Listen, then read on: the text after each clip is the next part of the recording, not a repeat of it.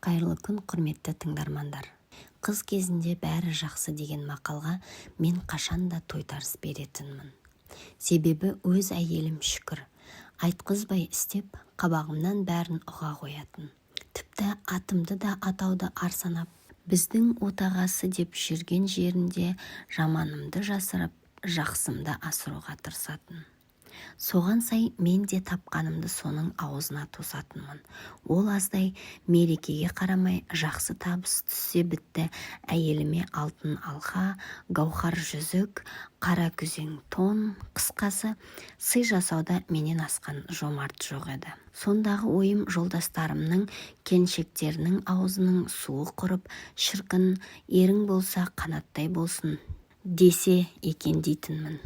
Обалы не керек, бақытты жұбайлар кім десе, дос жаран туған туыс түгел ойланбастан бізді айтатын. Түлен түртем десе аяқ астыма, әлде мен соқыр болдым ба, әйтеуір тағдырым бірақ күнде тостағандай төңкерілді де түсті. Тіпті неге бұлай деп ойлануға да шамам келген жоқ. Оқиға бұлай болды. Жоғарыда айтқандай әйелімнің жүрегін о бастан қымбат сыйлықпен жаулап алдым. Ол қыз кезінде өте сылқым бикеш еді. Мен оған бір көргеннен-ақ ғашық болдым. Бір вечерге сыныптас қызыммен бірге еріп келіп қалмасы бар ма? Ол кезде мен әлі аяқтан нық тұрмаған жап-жас баламын. Болашақ әйеліме сезімімді жеткізбек түгілі биге де шақыруға батылым жетпеді. Есесіне менде қайтсем де әлгі қызды қаратам деген өмірлік мақсат пайда болды. Ауылдан қалаға кетіп жатпай тұрмай еңбектендім. Арасында Ақбаян қалай деп сыныптас қызымнан сұрап қоямын. Обалы не керек, сыныптасым. Қанат, не істейсің оны? Оның жігіттері өте көп, және ол ақшасы бар жігіттерге қарайды. Әр күні әртүрлі жігітпен қыдырады деп ескертті. Жүрек шіркін сонда да ерік бермейді ғой. Ақыры бір күні астыма машина міндім де сыныптасым мөлдірге барғансып, Ақбаян тұратын жатақхананың алдынан бірақ шықтым. Болашақ әйелім баяғы Қанатты таныған жоқ. Себебі ол кезде көзге де түспейтін бозбала едім. Ал қазір жігіт боп толысқанмын. Астымда машина, үстімде қымбат киім, қалтам толы ақша. Содан не керек, баяным қылымси қарап, шақыруымды бірден қабыл алды. Қайта сыныптасым біраз көнбей тұрды. Сірә соңынан қорқытау. Алайда бұрынғысынан да құлпыра түскен Ақбаянды көріп, одан сайын басым шыр айналған мен онсысына ырық бермедім бе? Әй-шайға қарамай екі қызды қолтықтап, қымбат мейрамханаға алдым да кеттім. Содан не керек, екі күннің бірінде мейрамхана түнгі клубқа апарып, қала берді қымбат әшекей әперіп жүріп, Ақбаянды алақаныма қондырып алдым. Бұдан арғысы жоғарыда айтқандай өрбіді. Бұдан асқан әйел жоқ. Ол да мүлейімсіп, менен асқан күйеу жоқтай қылық танытты. Ол да қыз да топ берді, обалы не керек. Бірақ келіншегім деп жүріп, анама бір орамал сыйлауды ұмытып кетіппін. Оның бәрін кейін көзімді қаптаған шел сыпырылып түскенде бірақ білдім. Жә, бұл емес. Ең бастысы әйелімнің көзіме қалай шөп салған оқиғасына көшейін. Мен жақсы қызмет істеп тұрғанда отбасылық жағдайымызда бір ретте кикілжің туған жоқ. Бірақ өмір ғой, үнемі тек жақсылықтар бола беруі мүмкін емес. Күндердің бір күні қиындықтар шығып, мен қызметтен босап қалдым. Алғаш бір ай әйелім үндемей шыдады, риза болдым. Алайда жұмыс таба алмай үйде жатқаным екінші, үшінші айға ұласқанда, соның өзінде үйде жатып отбасының айлық шығынын жабатын табыс тауып тұрдым. Бірақ баяғыдай сыйлыққа артылмады. Келіншегімнің сүт қатып беретін қою шайы біртіндеп сұйылып, қабағы кір жиып, соңында тіпті елдің ері әне, ал сен болсаң деген сөзге жиі жетті. Онсыз да жетісіп жүрмеген маған ол сөздер қанша ауыр тисе де үндемей қоя салдым. Себебі әйелімді шексіз сүйдім. Ол мені тастап кетер деп қорқатынмын. Сөйтіп жүргенде әйелім біртіндеп жұмысынан кешігіп келетін шығарды.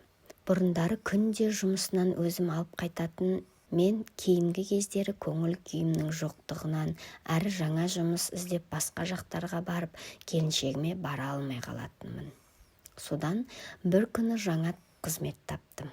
Бұрын бірге жұмыс істеген жолдас балам өзі мықты бір мұнай компаниясына қол жетсе керек, өзіне сенімді серік іздейді.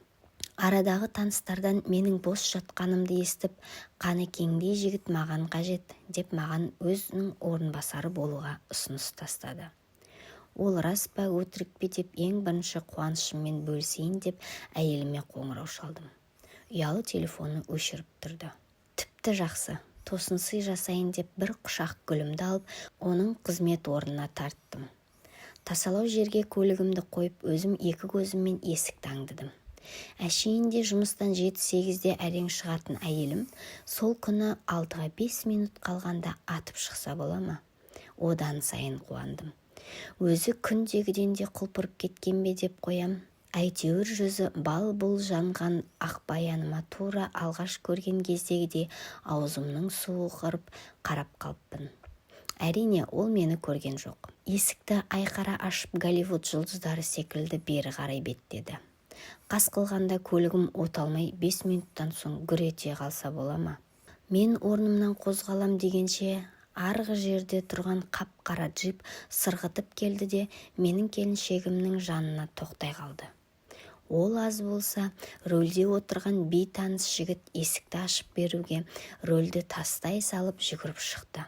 Сол екі ортада әйелімнің белінен құшақтап, ернінен сүйіп те үлгерді. Масқара, мынасы несі?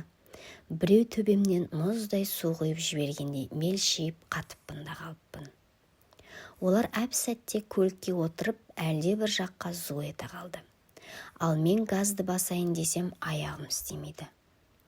Менің Ақбаяным, жүрегім алай-дүлей, басым мең-зең.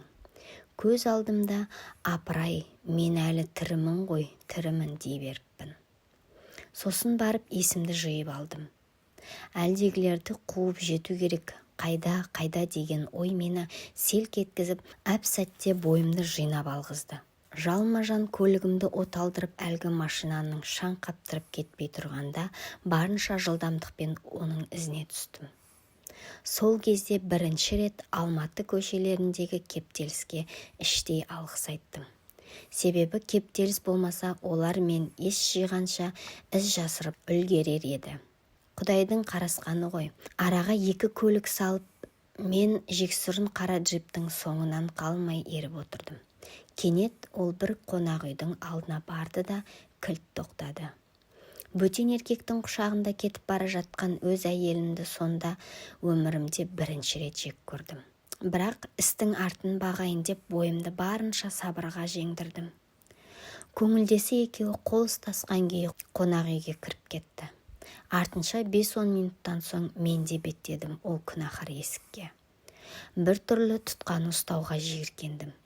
Себебі әйеліне немесе күйеуіне көзіне шөп салған қанша жанның бұл тұтқаны ұстағанын кім білсін. Бірақ амал жоқ. Жұлқи тарттым да жетіп кірдім.